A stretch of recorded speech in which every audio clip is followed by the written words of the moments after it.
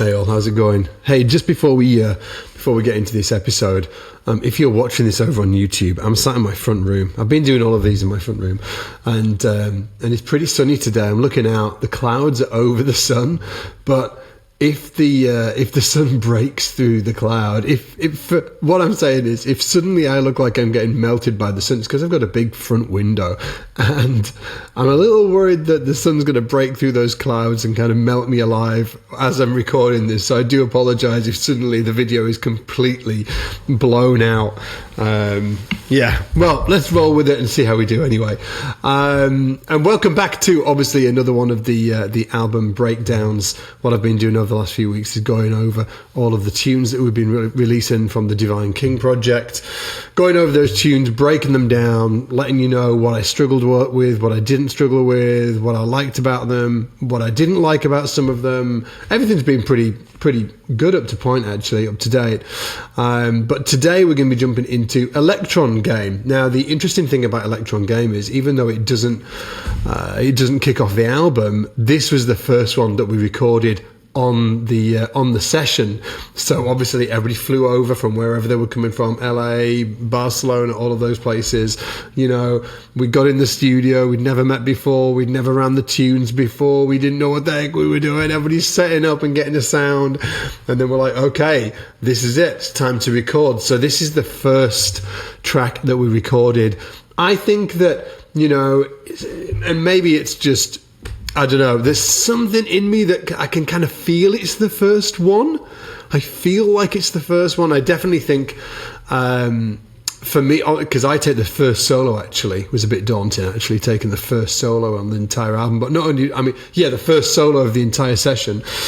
But, yeah, so that was a bit daunting. And I don't think I'd got my solo sound dialed in on the session yet. So we kind of jumped into this track.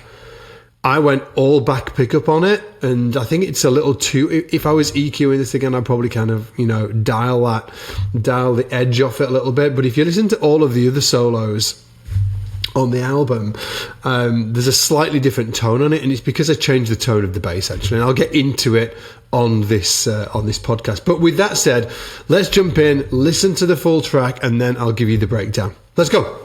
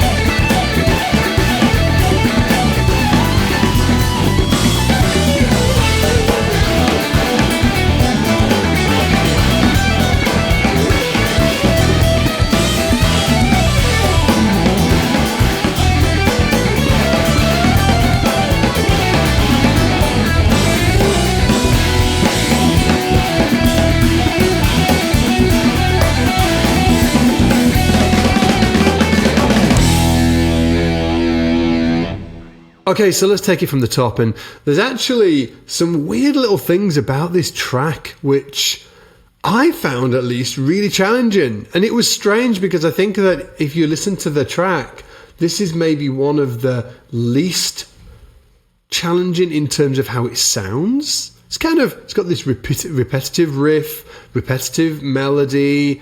You know, changes don't seem that gnarly or anything like that. But there are a few things that I found where I was like, oh, that I needed to, well, I'll show you, right? So check this out. As you go through, I'm going to pause it as we go through. Check it. Okay, great.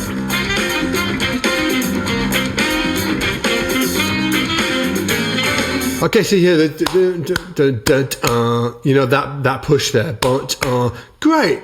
But it doesn't do that every time. It actually changes every time it does it.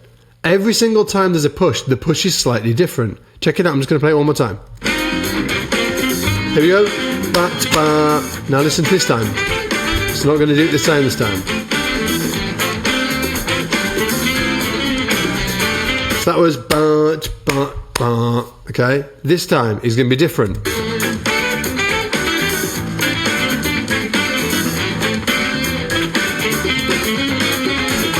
So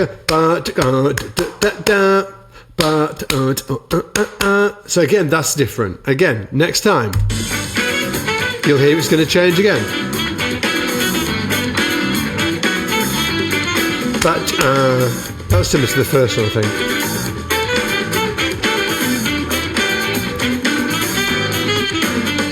That was different again. So my point is, it's got all of these freaking pushes that are changing all the time, and I was like, oh, give me a break. So I actually found that really challenging. So I was just reading that section. I'd learned it to a certain extent, but I just kept on. In the video, you'll see me glancing over, and I'm checking those pushes. I'm like, where am I? Which one am I on? Because they're all changing, and it's important because Gergo had that on his chart as well. So he's catching them with his kick drum or his hi-hat or his snare. We need to be on them together, right? So all that to say, it was, probably more challenging than it actually sounds. And if you do want to check it out, obviously I've told you before, you can get the entire free ebook. We've created an ebook.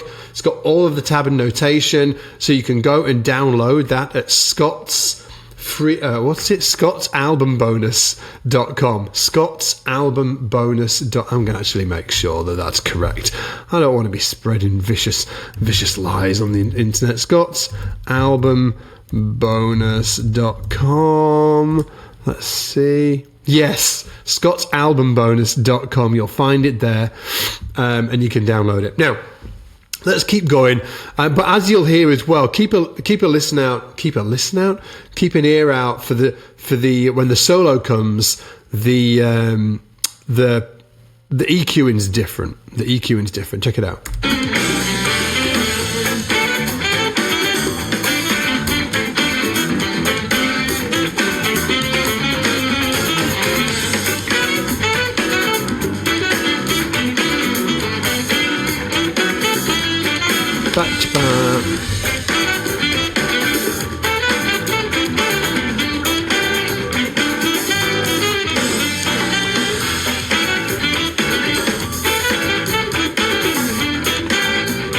This should be going into the solo.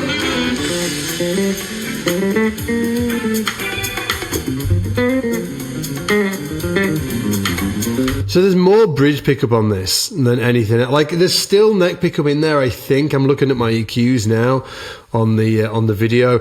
If you listen to as I'm grooving, that's actually just both pickups on. That's both pickups on full. But as we get into the solo, I definitely dial the neck pickup back a little bit. And for me, maybe just a bit too much. I think it's just, I would take the edge off the sound a little bit if I had a second go at this. Now, the actual chords for this are like D minor, 2, 3, 4, G minor, A minor, B flat minor. So that's, there's some moving like tonal centers here. It's not all one key center where I can just sort of like vibe out. The key centers are actually changing. But I think that for the most part, I really try and, pull themes and phrases through the solo, so everything's linked up. It's not just random garbage, right? I'm trying to link everything, and that's always a challenging thing to do. On one chord it's challenging to do, but when you've got multiple chord changes to jump through or multiple key centers to jump through, that's something you always want to be bearing in mind. Anyway, let me just jump back to the top of the solo and let's take a listen. I'll sort of like natural way through it. Here we go.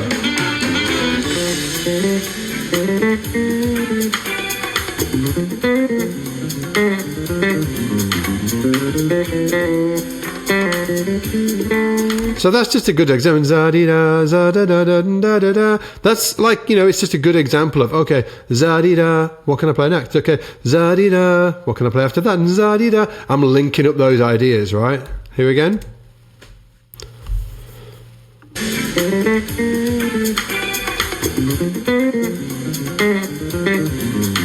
Here we go.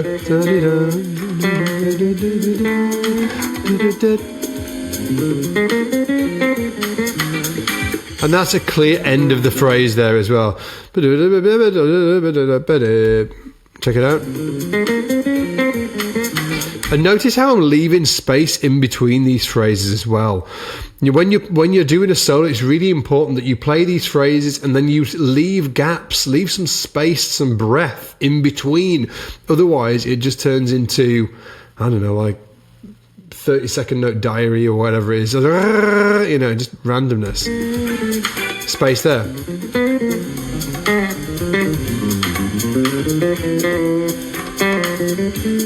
Space here. Here we go.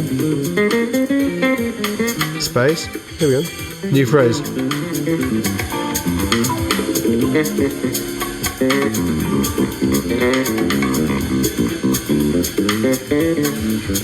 You know that boo dat and zoo dat and zoo dat and zoo dat. Okay, you can just hear me using that rhythmic kind of phrase there. Zoo dat, zoo dat, zoo dat, zoo dat. Here again. Here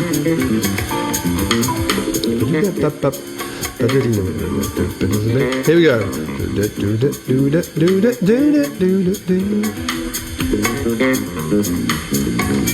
And then the entire band picks up a little bit here.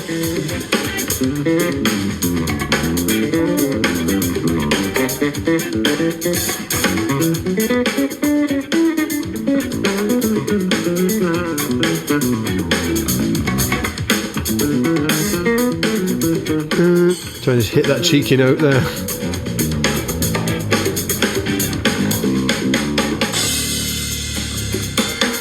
And then I'm out. Right, so, and then just looking at the chart, and I've got the chart in front of me here, I was using a lot of chord tones, I was using a lot of, you know, I'm just thinking D minor, and then I'm moving to that B flat minor, then we've got the 1 to the 4, the E flat major to the A flat major, and then I'm dropping back down to D minor, so I'm really kind of seeing this in a couple of different key centers, and using, obviously, chord tones, a lot of pentatonics as well, and then I'm definitely throwing on the D minors. You can hear me sneaking in a melodic minor every now and again, and most specifically the major 7 of the D minor. So it actually clashes, right? So a D minor, the actual, you know, the makeup of that is D, F, A, and C, and I'm playing a C sharp in the mix of that. So if I just landed on that C sharp and hit that C sharp over and over, it will stink. But within the flow of a line, within the context of a line, it just creates tension and kind of sounds hip. So that's why I do that. And then it goes into this great, this is maybe my favorite section of the entire piece, is this bit here. Because I've been listening to Scott Kinsey play for, you know, almost 2 decades. Actually, more than 2 decades. And this is the first time, like, Scott started playing, and he's got the vocoder thing he's got going on. It just, and I was like playing, I can remember just thinking, whoa, it's Scott Kinsey. Yeah, this bit.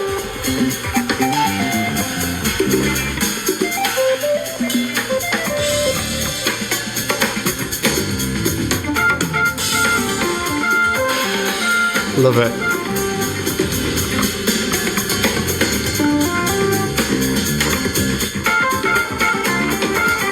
And it hits there, actually. That's where I start of, like, before this section here, you'll hear, I play this kind of sort of like outline, that kind of gnarly against the harmony that's going on. Let me see if I can find out. Yeah, that's it right there. And after that, that's where I start picking it up and start really trying to build that tempo. Check it out. Up until this point, I'm like, just chilling. Here we go.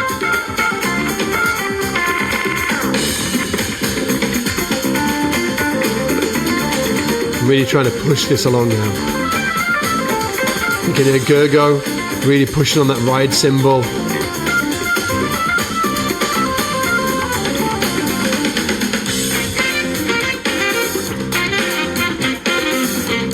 Now, if you listen really carefully, you'll hear that I'm actually playing now with the solo sound.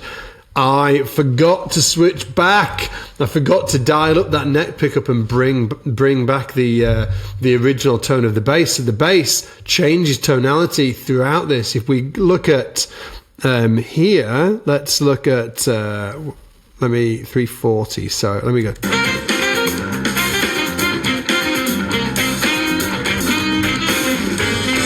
So that's around like 50 seconds in. Now, if you go to 340, you listen to it, you'll hear it's a lot brighter and edgier.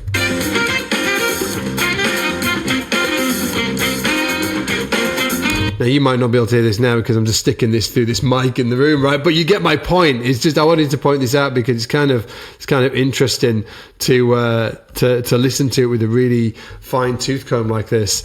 And I think that why did I forget? Well, I just forgot. It was the first track that we recorded when we were doing it, so it was in the heat of battle, and I was, feeling the pressure, as it were. But overall, I'm really happy. I think it's a great tune. I really enjoyed playing the tune. It's a fun tune to solo around as well. It was definitely a challenge trying to get my fingers around those chords and figure out what the best way to solo over it without just getting stuck into, because you want to be able to solo freely without thinking about too much stuff. And it's obviously there's a balance there. I'm not going to say, oh yeah, I just forget everything, man. I just forget everything. I just like reach into my soul and pull it out. I ain't doing that. Of course I'm thinking about various things. I'm thinking about tonal centers. I'm thinking about rhythm. All of that stuff is going on, but it's a balance. I'm certainly not just, I don't know, going for it. I am to a certain extent, but it just kind of pisses me off sometimes when you hear some people say, oh, when they're soloing, I just forget everything. Maybe I'm just not there yet. Maybe I just need to do some more shedding. I don't know. Memaybe. We'll see. I'll keep shedding. I'll send you guys a memo. Anyway, if you want me to, if you want to go really down the rabbit hole with me, I have been releasing a course into the membership over at scottsbasslessons.com, where I do a video workshop about every single track on the album with my bass. We go through, I teach you how to play it. I talk about the fingering, I talk about the tone, I'm giving demonstrations. I'm talking about how to improvise over those sequences. I'm showing you the chords and the scales and the chord tones and the extensions and how I'm playing, all of that.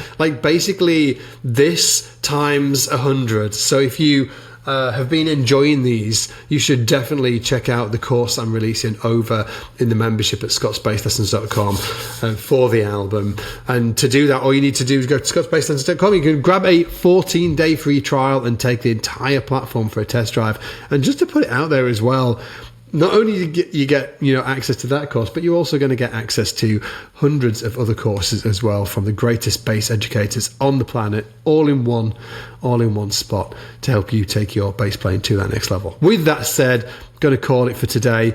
Hopefully you've been enjoying these. I've been really enjoying putting them together for you, and I'll see you in the next one. Take it easy. Bye.